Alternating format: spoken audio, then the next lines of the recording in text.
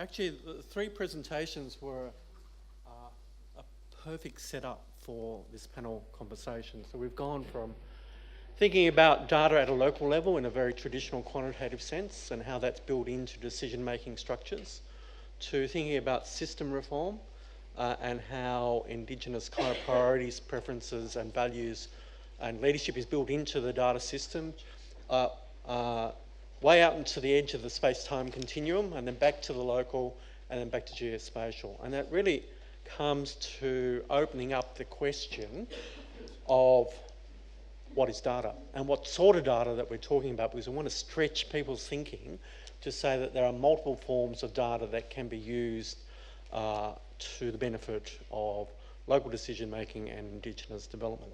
So just to introduce myself, I'm Ian Anderson. I'm the Deputy Secretary in the Department of Prime Minister and Cabinet. Can you remember where I came from?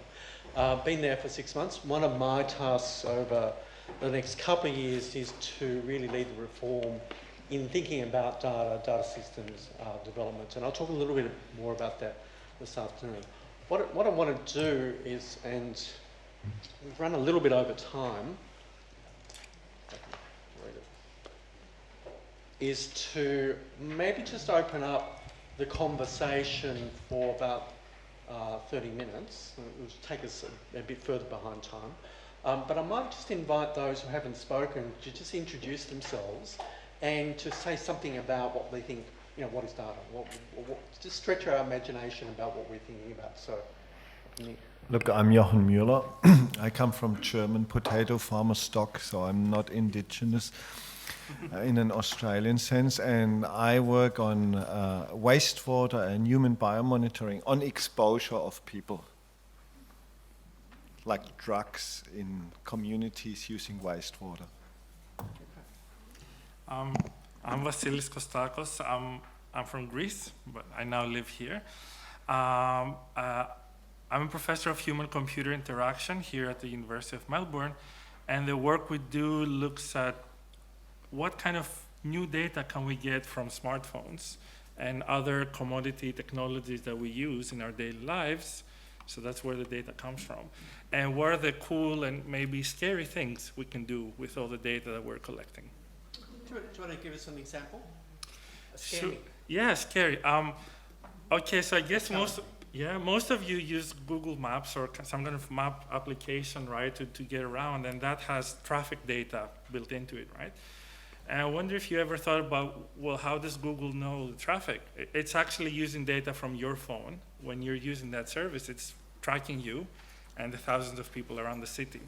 So that doesn't sound scary, but Google could just flick a switch and show you on the map where all your friends are. And also show your friends where you are. And that's just a matter of policy. They could just flick it today. So there's a lot of kind of the way technology, at least for the Western societies, the way it's developed, it is structured around our notion of privacy and some kind of fluid notion of ethics and what's appropriate or not. But there's definitely a lot of things we can do with technology that we choose not to do or would be too scary to do, but I think they would have also interesting benefits as well. So Andrew, what's that make you think in terms of data sovereignty when we talk big data? Well, some of our members back in Aotearoa are actually saying, if it comes from us, it's ours. But actually, you know, realistically, trying to get stuff out from Google can be a little bit tricky. But what it does mean is we actually have to be aware of how other people are using our data, and making sure that we know what we're signing up for when we use this, when we use those kind of tools. Also, be prepared to opt out. I think we actually have to be, although we can't necessarily challenge that behemoth, what we can do is be prepared to actually, again, subvert it for our own purposes. If we know it has that capability and it could be used against us, we actually have to be prepared for that. And I think the rose-tinted glasses where all data is good data approach that is kind of being out there in the public perception is we actually have to overtly challenge that and be prepared to disengage from some services. Marcia, what are your thoughts on that? Well, it's becoming increasingly obvious globally that big data presents us with human rights and civil rights challenges, and various threats, civil war, terrorism, refugees, present governments with the opportunity to use big data unethically, and there are increasing protests against that. However, it's very complicated, and it's, to use Trump's term, a lot of it's fake news. For instance, Assange. How unethical is he, really? And yet he's held up as a hero. He is the pin-up boy for unethical use of data. On the other hand, we need data. And I maintain that data is good. It's how we manage it that we have to pay attention to. So, I've been working with data for a long time as an anthropologist. So, the project I set up, which is, we're still paying for it to be up online, but we don't have any research money because of ARC assessors.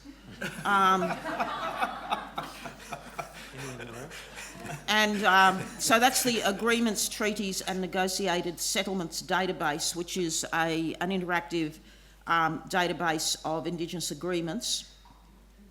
It's been used by millions of users globally, mostly investors actually, although it was designed to serve the native title community, and it still does, I'm told, by some of the users. Behind it, there are masses of data that we don't upload, that we could analyse, but we don't have any money because of ARC assessors. Also, I've supervised some students. There have been other projects where Kristen Smith and I are currently trying to access alcohol data. State and territory governments have closed the doors on publishing data. We can't get alcohol sales data. There's a lot of data we can't get. This is a public health challenge. They're actually putting citizens at risk by refusing to publish data. So I think we can work it out. We're all capable of working out the solutions to this. I don't think data sovereignty is a threat. I think there are lots of different names for it. I think public institutions and people from public institutions feel threatened because they, all of their responsibilities to their stakeholders, yes, they're valid, yes, there are legal responsibilities, but, yesterday we heard about agreements, MOUs, arrangements for data sharing. I would recommend, as a basic approach, started many years ago in the area of traditional environmental knowledge, and that's benefit sharing, the benefit sharing model. People say there's a lot of money in this. There's only money in it if you're in a particular kind of industry with the right expertise and the right money. For people like us, there's no money in it. For our Indigenous organisations, there really isn't any money in it. But what we need to do is use the benefit sharing model developed with the initiation of the Convention on Biological Diversity, Article 8J, because that, all of these issues of intellectual property, proprietary rights in plant species and so on, traditional knowledge rights and so on, were all dealt with back then, decades ago. We can extract all of that thinking and apply much of it here in the discussions that we're having. So I don't see a big problem really. So I'm going to ask one more question and then I'm going to open it up to the floor for about 15 minutes. Darren, you're moving in the reverse direction. So rather than the big data systems actually trying to use geospatial data to deliver information at a local level, how do you think about the kind of the ethical challenges and the privacy challenges around that, and what are the sort of ways that you alluded to, you're thinking about the safeguards that you can build into the system?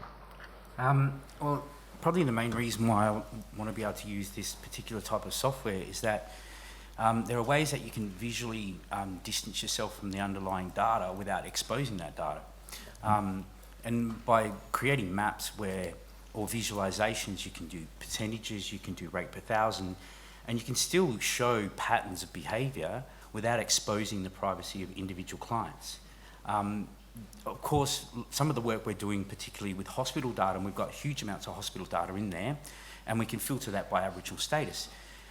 But I think one of the problems we're going to get is once that data gets linked up, and when I say linked up, you can link it by geographical location, by other dimensions, you can start to, when you give that to local people, if they see 3 or 4 criteria about a group of people, they can start to easily filter in their head who that person is. But, I mean, how many people go, I can tell who that person might be, particularly when you start looking at age bracketing the data, and the fact that there's not that many Aboriginal people above 85 years of age, it becomes really easy, no matter what privacy you put in there. If a local person sees that, they go, yep, I know who that is. Do we assume that that person's going to run around telling everybody? I mean, I know the comment came up yesterday saying the ethical nature of exposing somebody else's medical treatment, but there's got to be a stage at which we all trust each other and go, well, we're not going to run around and use this against someone, but we're going to not put it in the hands of insurance companies either. So, okay. All right, so there's some big issues on the floor. I'll make one more comment and then I'll just ask if there's any questions for the panel or from the panel. So that we're on a kind of a cusp of a fairly major change thinking around data. If you want to get a sense of it, the Productivity Commission has released a big brick, as it tends to do, which is now in government for response. And what the Productivity Commission is doing is saying, actually, government, you need to rethink your approach to data. You've been risk averse, you've been hiding behind kind of various legal and privacy barriers, and the impact of that is that data doesn't get used. And to do that, probably that's 7,000 pages, the Productivity Commission style. But that's a big challenge, and I think that that's a kind of the cusp where we're at, because we've got technological innovation, we've got a movement to actually say that we are in the data century. How do we make data work for the people from whom the data originates? So, just a small comment, I think. So, as a technologist, I need to make an important clarification. When we're talking about data and publishing or releasing or sharing data, you can think of data sets. Basically, the government once a year uploads a file, a spreadsheet with data, and then we take it and analyze it. Or we can think about data sources. And I would argue that it's more important for governments to try and publish and share data sources. This is like the live feed of the data. Because if you do that, you can build an ecosystem around these sources. You can have citizens or action groups develop services and applications on top of these data sources. So I'd like to make that clarification. Any questions? Or comments? Actually, do we have roving mic? People have to come up to this microphone and introduce themselves so that we have a good video product. Thank you. Jason Cordar from Warriner, I'm a Yimba man. Just around the data, and especially economic data, one of the things we've found out in our region is that we are getting data that's coming, how much money's been invested into our region. So we're getting sort of money maps of what's happening, but the broader public is getting the perception that the Aboriginal communities on the ground are getting X amount of dollars invested into it, and there's this perception that's coming from data that we're actually accessing a lot of money through these things. But the true thing is our local communities are being misled, and it's causing a lot of problems on the ground for the local people and the local leadership, where they're saying there's a lot of money just not addressing the issues locally. So we need the systems locally to be able to categorise how it filters right down through into the local level, so that we can share that data with the different leadership that are advocating on our behalf, and allow the community members to understand what's really going on with the First Nations people around economics. And for us, you know, this is why what we're facing, our local communities have got to be able to have access to that type of knowledge, so that because on the ground, this is what the next generation needs to understand, how we're all working together as a unit. Like Dr. James said, you know, we should be able to understand how to keep that fire alive with one another, you know, by having the right knowledge and the right systems in place. So, but how we do that, I don't know. Like, but economics is a big part of what's shaping everything from, you know, the top levels right down into the local communities. So. Okay. Can I throw that back to the panel? Anyone want to respond to that? Okay, so I think what you're referring there to, Jason, is the publication of figures, such as a few years ago when the Empowered Communities report came out. I don't know if it was in the Empowered Communities report, but anyway, it became public that the total government investment in Indigenous services, big inverted commas, was about, I don't know, $40 billion. And your point is right. What people don't realise about that figure is that a tiny fraction of it hits the ground. And most of that figure is actually what's spent in the public service, you know, on public service salaries, you know, the million troopies they've got driving around and around remote Australia, all their costs, right?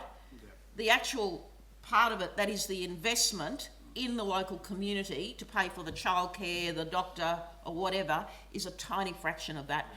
And throwing around these big figures, that was then picked up by the right wing, who said, well, if us taxpayers are giving all of that money to Indigenous people and all we're doing is pissing it up against the wall, we've got to stop doing it.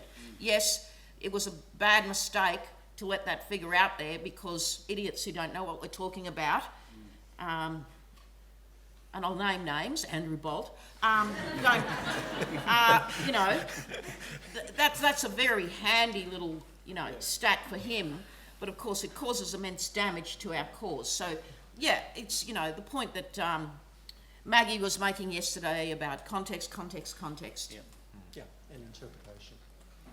Okay, thank you. Fiona. Oh, and then Tahu. Or Tahu, then Fiona. Thank you for that. Thank you for those talks this morning. Just a question for our Indigenous panellists, Marcia and Darren. It's Darren, right? Yes. Yeah, thank you. That was a great talk. So over the last couple of panels, it seems like there's a couple of issues that keep emerging and re-emerging around where the priorities need to be in order to kind of realise data sovereignty in a tangible way. And it seems to cluster around having the right sorts of information that's culturally relevant, responsiveness and meaningful, having the right sort of infrastructure in place, often with a kind of a technical solution, and then around that kind of middle space of having the right data translators and building capacity and capability. Do you think that there's an opportunity for a kind of a data intermediary that is Indigenous controlled and that is accountable to Indigenous? Is there a possibility for that middle space? Because it doesn't make sense in some ways to be kind of siloed and we all do community projects, we do the same in Aotearoa, but is there a potential or feasibility of having a centralised space that has clear lines of accountability back to Indigenous communities that works for and with Indigenous communities in a data space? Is that a possibility here? Yeah, I think there's there needs to be creep on both sides, so from the community and from the government. And as my friend here pointed out, if you're giving people reports, you're leading them to a predestined conclusion. If, I love the words you say, giving people access to the live data feed means that you don't dictate what insights they take from the data themselves. So if we achieve that, then having Indigenous leaders who are on the ground, are local, who know what the problem is, and they've got the best evidence which comes from the government has to come towards leaders can come towards the government. You can fill that gap by bringing them from both sides. And I think the concept of teaching people how to access open data sources, but also not predefining what insights they take from it. And that can be achieved by giving them a live data feed so they can explore the data set themselves, because private industry, what they tend to do is look at the bottom line, profit. Whereas, what's the profit in health data or human services data? So bringing them together might be a solution. I don't know, it might not be the right one, but I think having not just open data that's available, but also bringing some of that health and human services data set out and putting in the hands of the people who are going to make the decisions, instead of having the government or our department dictating what should be brought out to them. It's a very good question. The question's going to be dealt with this afternoon by two panels. And I don't want to prejudge the conversation, because there are some very key organisations here, and I'd like them to make up their own minds about this. Maggie yesterday said, for instance, this is a decision to be made by the community people. Well, I agree with Darren. There's got to be creep from the community, from governments, but also from the university sector and relevant institutions. But just to give you an example of why your question's important, Professor Jochen Mueller, here on my right, has published extraordinary data on the prevalence of, drugs, alcohol, etc., in wastewater, taken from particular, wastewater plants, and he needs access to rural and remote area places to balance out the data that he has from urban and peri-urban Australia. I want him to get that data too, so I'm happy to introduce him to communities who want that data for the same reason that I do. How much alcohol, how much methamphetamine is being consumed in, say, Kununurra or, Tennant Creek? I want to know, because, as I said before, the Northern Territory government won't publish alcohol sales data at a local area. So Professor Mueller's data is very eye-opening. So I said a few years ago, there's an ice epidemic in remote Australia, and I was jumped on by, dealers, users, I don't know what I'm talking about, I was lying. Well, not very long after that, the National Ice Inquiry was set up, and now every day in newspapers around Australia, people are reporting it. So, but the data, we need the data. And now we have it from some places.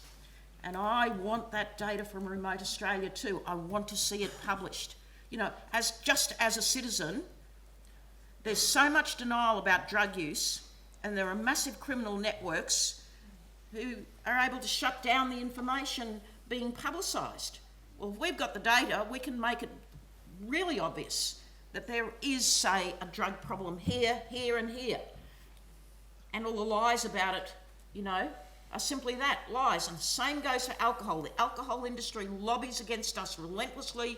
They spend millions of dollars stopping public health initiatives, especially from the Indigenous sector, because the market that the Indigenous community provides to the alcohol industry is enormous, right? Enormous. And it's been measured. All of this has been measured.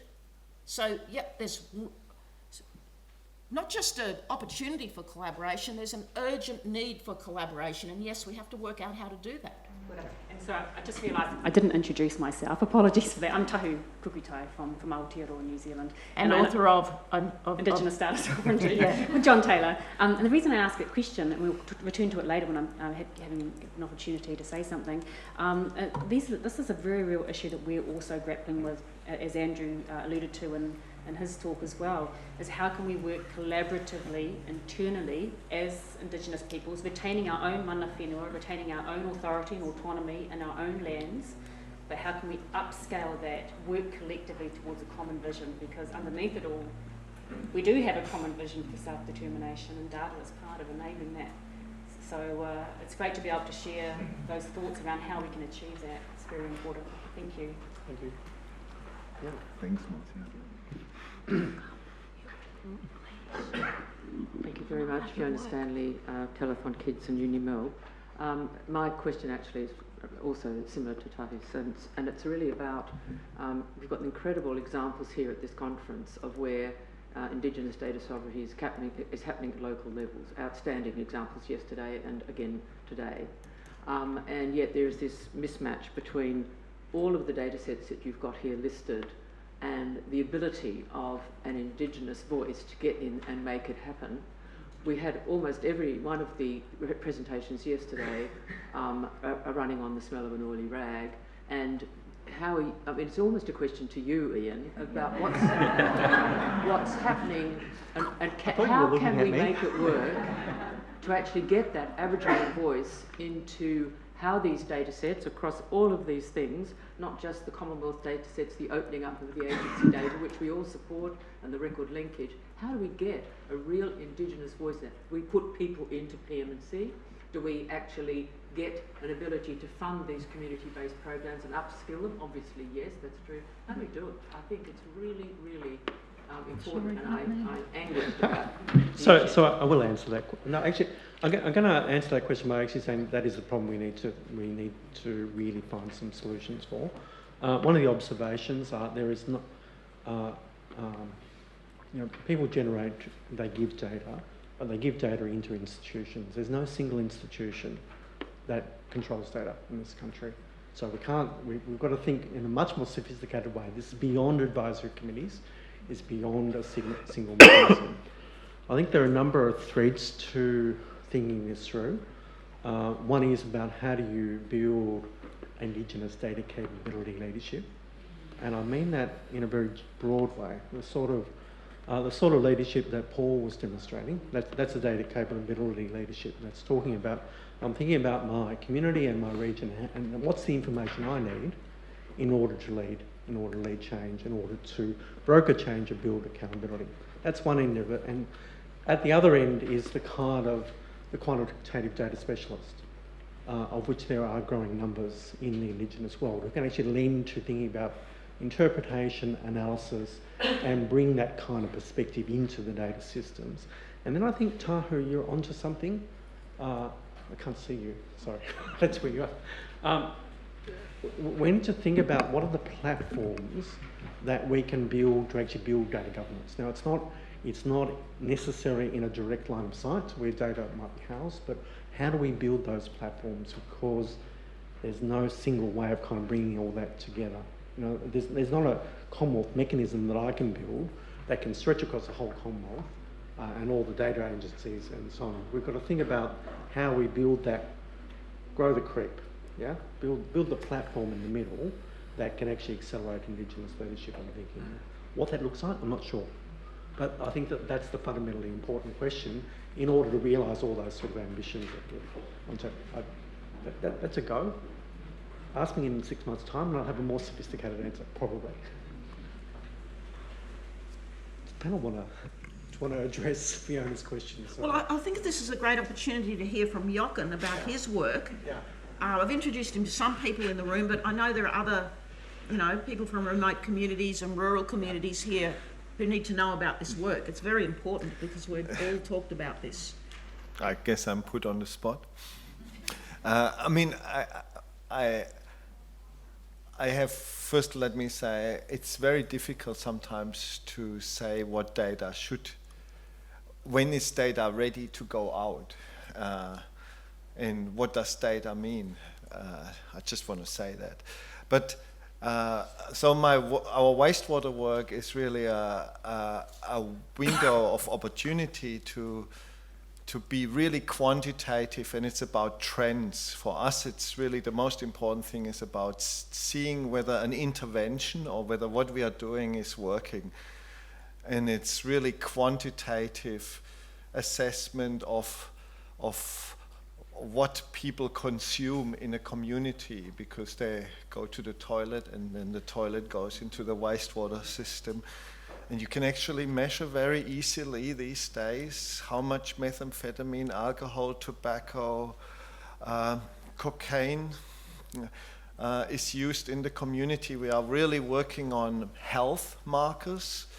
We can now measure whether people have asthma by simply measuring whether there is asthma medication used, or you can use proxies, you can measure antidepressant, the prevalence of depression. You can measure it directly through some health markers, or you can measure it indirectly through medications people take. And we are working in the moment with students on measuring food markers. So what do people actually eat? And I think these are all big things that contribute to our public health issues. And the key thing is we want to know if you take action somewhere in a community, does that actually lead to positive outcomes, or does that simply shift? One really striking example was to us in 2011-12, we saw ecstasy disappear from the face of the earth. And the police didn't know at the time for a while, and it just disappeared. And it turned out it was a complicated story about something to do apparently with the war in Ukraine and the supply of the chain. But I don't understand these things, but it's really amazing. We just saw it was gone. And does this mean people go on to other drugs? Does this mean that the people sell ecstasy tablets and it's actually methamphetamine, which is much worse than ecstasy? So anyway, to me, data don't lie. So ours are, we just report what is. One last thing, it is really important, we try not to do this to catch people. It's really for a public good. And it's really terrible that, including some politicians, have gone out and used this we catch politicians much less than actually the media, trying to use this in the phrase of catching and going up your toilet. No, this is not what we are doing. This is not what we are doing. We are really trying to do this for a public good, and it's very important, and it's at the core of the work. Thanks for giving me the opportunity. Thank you. I'm going to go to one more question, Maggie, and then I might just wrap back through the panel and give people an opportunity at this end. With that work, and I can really see the value. Introduce yourself. Hi, Maggie Walter, University of Tasmania. With that work that you're doing, and I can see the value, how do you stop it becoming just yet another bludgeon on the communities? For it not to be on the front page of the Australian that various communities are leading Australia in. Well, very, very good question. So we have decided, and I think we are the only group in the world who have decided to de-identify our communities. So we don't actually say which communities it is. We just tell the community which community they are on the bigger graph. But we don't tell the media. And the media have come to us and said, it's public funded money, we have a right to this information. And I say, you give me the reason why you should know this. It's really terrible, because when you go to a media thing, then the first question is always, are we the drug capital of Australia? And it's a completely irrelevant question. It's more about, are you doing better in future than you are doing now? Sorry. Hello panel, my name is Steph Yaron, Noongar Yoga from Southwest WA, but on the board of Remiac District Aboriginal Corporation, which is a little organisation down in East Gippsland. I was a bit overwhelmed by some of the information said from a community perspective, but what I was really pleased to hear, or especially about our waste and how it can identify the things that we do in our community. It's really, really interesting and empowering in a way, because a lot of our communities don't have access to that type of information around, identifying what we ingest in whatever form and how it can be used to support us developing local health plans and looking at, yes, we might be getting funded and we generate some of our own income, but to target some of what's presented in that data in a way that we can then measure it and look at how we are able to address it. I'm thankful to Andrew and Darren in saying that there are systems, because I think Marcia yesterday had said that one of the things that we struggle with in the community is about not only interpreting the data, but having some of the tools and information that we can do our own projects, as been identified to us yesterday by those wonderful presenters, and even today from Paul and others, around how we want to take responsibility for what's going on country or in our community, and we want to direct the priorities of health and issues that we face in our communities, because we may not have access to institutes, we may not have relationships with government departments to provide that information, so we want to be able to do it ourselves. And providing some interesting tools and information that you've given us today, and to send that out to other organisations or learn from the experience of some of our brothers and sisters from across the country, has been such a wonderful benefit from me being able to be here today. I suppose I wanted to just clarify, when you talk about, you know, the different data things, I like the idea of the live data feed. I think that's I don't know if we look at the statistics of Aboriginal population across this country, I think Aboriginal people have a phone. Children have a phone as young as 10. So if we're able to do stuff, we have through REMIAC, and David, the CEO here, have an app just to show everybody about when they can go into their doctor's appointment, all sorts of things, and I'm not technically like that. I wish I was, but my kids are. But what it might be able to do is to also provide other ways of using that app to start collecting that data, and I'm really scared about Google knowing where I am. But it reaffirms for me that we don't know those domains, and how do we get the universities and other institutions supporting us to have better tools and equipment to be able to utilise it in a way that it strengthens our opportunities and not maintain a deficit. So my question is more about, how does that translate back into access for communities to utilise these tools and information in a way that it can be translated in language and stories, and thank you for that, James, and, you know, so that we can embrace it and not be frightened of it, or not suspicious of it. Thank you. So I think that's a big question. But what I might do, just to be democratic, is actually move across the panel and give you an opportunity to address that question. Maybe in whatever way you want to do. We've got about 10 minutes, so be quick. Okay. Being quick, one of the key things for me is this is so big, right, and so complex that if we wait for perfect, we're not going to do anything, right? And so I would really encourage the approach of actually innovative, somewhat risky pilot projects, and we look for success and we document it, right? And then we make that scalable, and then we roll it out. Now, part of that is we're operating in a bit of a policy void here. Sorry, Ian. And maybe we actually need to come together in some way to fill that policy void and say, as Indigenous practitioners, we think these principles indicate what would make best practice. That can then be used to inform those pilot projects. And then we end up in a policy loop that we actually success starts begetting success. So, but part of that, those principles would be community first. If the data comes from the community, the first people to get that data should be community. And second is that then opening up the existing resources that are there to the community, and part of that is breaking down the firewalls that for the secure data, so we can actually begin to use data in ways that Darren has shown us that is otherwise secure, right? But we can actually apply that in a local context.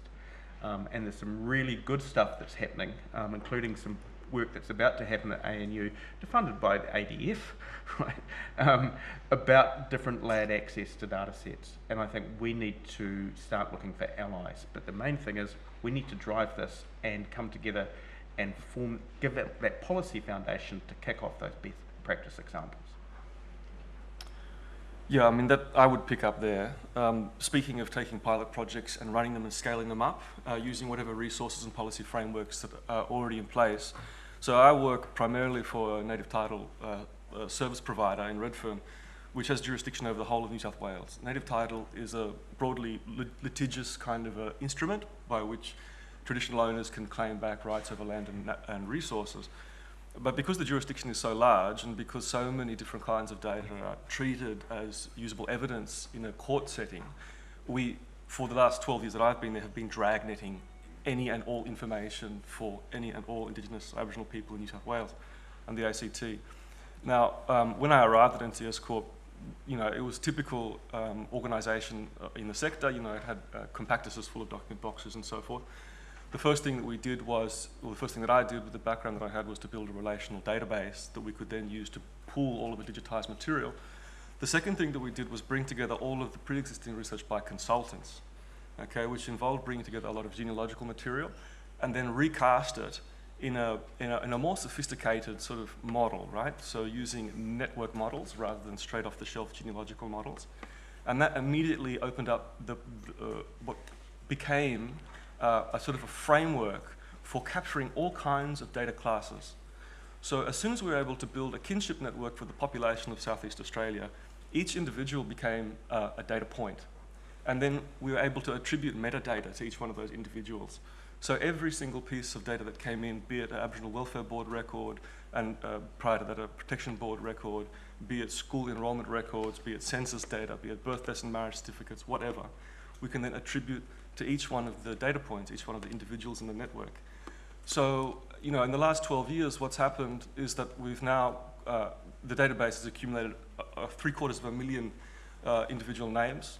The kinship network for Southeast Australia is now 85,000 people in size. It's the biggest genealogy of Indigenous Australians in the world.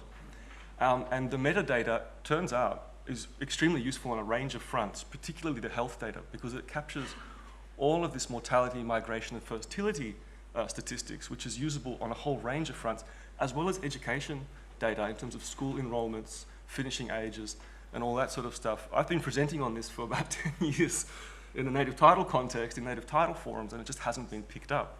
Mm-hmm. So that forums like this, I think, are critical. It would be great if they could become a permanent feature, so that we're speaking to an audience that's actually interested in capturing and using that data, rather than speaking to a very narrow audience of lawyers who are interested in fighting each other. So the data, and as Marcia said, we can use this data collaboratively rather than competitively. It'll be much more beneficial. I'm going to go through the panel. Well, I spent most of my time listening to people go policy, policy, policy, so it's been refreshing to hear people saying data, data, data for the last 2 days. But I think that the approach that the government is trying to take is still forced down upon the attitudes of a lot of people that work within the government. And in the course of working with data custodians and saying, look, the Aboriginal people in the community need this data, I'm educating them without them realising it. So I feel like I'm a bit of a double agent, within the government. But the point is, if we're not listening to what VATCHO, VARS, BDAC are telling us the data that they need, sometimes they're not even sure what data they need. So again, I'll go to the comment that the gentleman to my right made. We need to give them the full data set so they can explore that data set and then have the government realise that they don't know what is the correct data to be reporting on stuff in a local level. And that's going to take localised committees, and that's occurring, but still very slowly because we don't work very fast with the government. But it is occurring now. So. Yeah, well, there's a lot to be said, but one, it's been mentioned here a few times, and what James has just said is highly relevant. In the Indigenous sector, we have mountains of data collected by our Indigenous sector organisations and, the experts employed in our organisations like James. And it's an extraordinarily powerful weapon for reaching parity in our, circumstances in Australia, but we don't use it. I mean, just think, I was supposed to be here talking on behalf of Lyndon on cultural sector data. There are presentations later from what our, we've got Aaron Korn here, Professor of Ethnomusicology. We've done this in the cultural sector. we've used data very, very intelligently to preserve traditional music, for instance. We've, you know, Aaron and the team in the National Recording Project dealt with the metadata needs of recording music, which are now applied, you know. There are universal standards. The thing is, most people don't know what we mean by data, and most people don't think conceptually at a population level or, you know, at the level that you need to think about, say, traditional Indigenous music. It's not just a song, it's like, you know, hundreds of genre, hundreds of singers, hundreds of innovations. So, you know, you're dealing with a moving, deep history of music traditions. Well, the same goes for, you know, all of our human behaviour, you know, and the kinds of human behaviour that affect our public health or the way that we deal with our native title. And people are quite naive and afraid, you know, I need to say this, people are afraid of the wrong things. The fear in the Aboriginal community is fear that, you know, university educated people like me live in an ivory tower, don't relate to the real world, don't have any ethics. And in my own university sector, members of ethics committees and ARC assessors think I'm automatically unethical because I'm black. So that there's that bullshit racism that I have to put up with all the time, right? When I started the ATNS project, the native title sector, the Indigenous leaders jumped all over me. I was automatically unethical because I wanted to collect data about their native title. And, you know, they just about shut the project down with their objections to me, which just sound exactly like the racists from our ethics committees, actually. So people, I've got to tell you, are afraid of the wrong things. If you want to collect data, it doesn't make you unethical. It actually makes you ethical. It's the framework within which you're collecting the data. And by the way, on the ethics questions, here's an interesting data. Hugh Taylor, who's not with us today, had to go to 72 ethics committees to get approval for the new round of his eye health program across the country. 72 ethics committees. So you keep demanding ethics of us and you shut down the sources of the information that you want to empower you. So you're afraid of the wrong things. Do not be afraid of people like us. Figure out how we can work together. And it's not that hard. Seriously, it's not that hard, but let's talk about that this afternoon. Right. I'm seriously blowing my time limit. Okay. Yeah, just as a concluding remark, I'd like to remind everyone that achieving data sovereignty is hard. It's not just for any community here in Australia. I mean, globally, countries and institutions are competing with each other to gain advantage. You have the US with its safe harbor laws and French and German publishers suing Google because they've scanned the books. China putting up great firewalls. So actually, it's not easy. Because we're all competing, there's money to be made in analyzing data. And once you do it well, then you have patent trolls coming along to try and take a slice of the profits and so on. So I'm just trying to frame this discussion in a more global context to say it's hard, it's challenging, and it's important that we try to figure out the solution based on our own local needs. Look, I love to tell my student data is only as good as the people who actually analyze the data. And in my field, that's really important.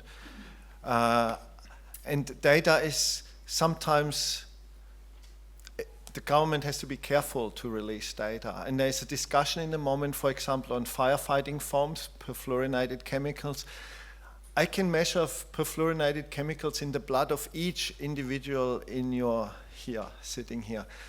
And here I come up with a number, you have 7, you have 10. So what do you do with this number? It doesn't tell you anything really useful. So sometimes the government tries to keep that down because we don't know how to interpret the information. So all I want to say, I'm not quite sure whether all data or more data is good if we don't know what to do with the data. That's just a thing, but I'm not an expert in this. I just see some problems with too much data. Sorry. All right, so there's a range of views, and there's a great exploration of the kind of variety of data that we need to be thinking about, which is really challenges to think about kind of data as governments think about it, as quantitative sources of information. I'm going to move on now. I'm sorry, I know there are more questions, but we have overdone our time limit. And just if you could please thank the panel, and you can bring the questions down.